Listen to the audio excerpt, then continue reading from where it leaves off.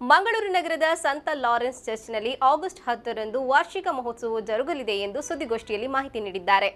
ಮಂಗಳೂರಿನಲ್ಲಿ ಸುದ್ದಿಗೋಷ್ಠಿ ನಡೆಸಿ ಈ ವಿಚಾರ ತಿಳಿಸಿದ ಪುಣ್ಯಕ್ಷೇತ್ರದ ನಿರ್ದೇಶಕ ಹಾಗೂ ಧರ್ಮಗುರು ವಂದನೀಯ ಫಾದರ್ ಬೇಸಿಲ್ ವಾಸ್ ಅವರು, ಹಬ್ಬದ ಪೂರ್ವಭಾವಿಯಾಗಿ ಆಗಸ್ಟ್ 1ರಿಂದ 9ರವರೆಗೆ ವಿಶೇಷ ಪ್ರಾರ್ಥನೆಗಳು ಜರುಗಲಿದೆ. ಅದೇ ರೀತಿ ರಿಚರ್ಡ್ ಅಲೋಷಿಯಸ್ ಕುವೆಲೋ ಅವರು ನೊವೆಲಾ ಪ್ರಾರ್ಥನೆಗೆ ಚಾಲನೆ ನೀಡಲಿದ್ದು, ವಿವಿಧ ವಿಶೇಷ ಪವಿತ್ರ ಬಲಿಪೂಜೆಗಳು ಸೇರಿದಂತೆ ಕಾರ್ಯಕ್ರಮಗಳು ಜರುಗಲಿದೆ ಎಂದು ತಿಳಿಸಿದರು. ಒಂದೇ ಸಂತ ಲಾರೆನ್ಸ್ ಚರ್ಚ್ ಮತ್ತು ಪುಣ್ಯಕ್ಷೇತ್ರದಲ್ಲಿ ಇವಾಗ ಆಗಸ್ಟ್ 10ರಂದು ವಾರ್ಷಿಕ ಹಬ್ಬದ ಆಚರಣೆ ನಡೆಯಲಿದೆ. ಇದು ಒಂದು ಪುಣ್ಯಕ್ಷೇತ್ರದ ನಿಮಗೆ ಗೊತ್ತಿದೆ, ಇದೊಂದು ಕಾರ್ಮಿಕ ಸ್ಥಳ.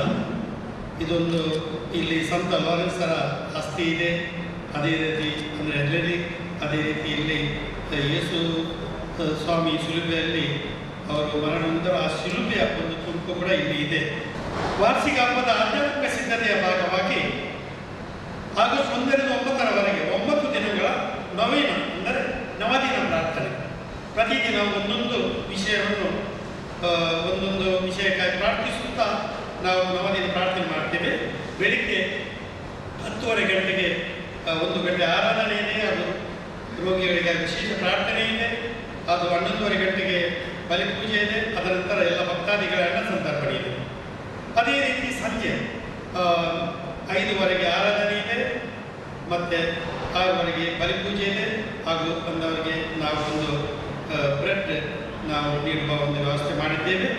ಈ ವರ್ಷ ಹಬ್ಬದ ಆಚರಣೆಯಲ್ಲಿ ವೈದ್ಯಕೀಯ ನೆರವು ನಿಧಿಯು ಒಂದು ವಿಶೇಷವಾದ ಒಂದು ಉಪಕ್ರಮವಾಗಿದೆ. ನಾವು ಏನು ಜನರು ದಾನವಾಗಿ ಕೊಡ್ತಾರೆ, ಅದರಲ್ಲಿ ಒಂದಷ್ಟು ಪಾಲನ್ನು ಅದಕ್ಕಾಗಿ ಕೊಟ್ಟ ಹಣವನ್ನು ಕೂಡ ನಾವು ವೈದ್ಯಕೀಯ ನಿಧಿ ಅದನ್ನು ಗಟ್ಟಿಪಡಿಸ್ತಾ ಇದ್ದೇವೆ. ಸುದ್ದಿಗೋಷ್ಠಿಯಲ್ಲಿ ಸಹಾಯಕ ಧರ್ಮಗುರು ವಂದನೀಯ ಫಾದರ್ ಲಾರೆನ್ಸ್ ಕೊಟಿನ್ಹಾ, ಸಂತ ಲಾರೆನ್ಸ್ ಶಾಲೆಯ ಪ್ರಾಂಶುಪಾಲ ವಂದನೀಯ ಫಾದರ್ ಪೀಟರ್ ಗೊನ್ಸಾಲ್ವಿಸ್, ಪಾಲನಾ ಸಮಿತಿ ಉಪಾಧ್ಯಕ್ಷ ವಂದನೀಯ ಫಾದರ್ ಜಾನ್ ಡಿಸಿಲ್ವಾ, ಪುಣ್ಯಕ್ಷೇತ್ರದ ಸಂಯೋಜಕ ಜೇಸನ್ ಫೆರ್ನಾಂಡಿಸ್, ಮಾಧ್ಯಮ ಸಂಯೋಜಕಿ ಮೀನಾ ಬರ್ಬೋಜಾ, ಮಾಧ್ಯಮ ವಕ್ತಾರ ಎಲಿಯಾಸ್ ಫೆರ್ನಾಂಡಿಸ್ ಜೊತೆಗಿದ್ದರು. ಈ ಸಂದರ್ಭದಲ್ಲಿ ಹಬ್ಬದ ಪೋಸ್ಟರ್ ಅನ್ನು ಸಹ ಬಿಡುಗಡೆಗೊಳಿಸಲಾಯಿತು.